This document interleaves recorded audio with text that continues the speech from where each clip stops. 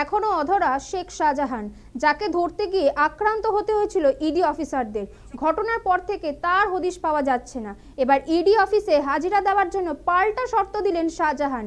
তিনি শর্ত দিয়েছেন, ইডি যদি তাকে গ্রেফতার না করে তাহলে তিনি হাজিরা দেবেন। একদিকে যখন সন্দেশখালী কাণ্ডে উত্তাল রাজ্য রাজনীতি, তখন অন্তরালে থেকে ইডিকে পাল্টা শর্ত দিলেন সন্দেশখালীর বেতাব বাদশাহ। আইনজীবী মারফত নিজের বক্তব্য জানিয়েছেন তিনি। সোমবার আদালতে তার আগাম জামিনের শুনানি ছিল। সেখানে বিচারক শাহজাহানের আইনজীবীর কাছে জানতে চান কেন তার মক্কেল ইডির ডাকে সাড়া দিচ্ছেন না।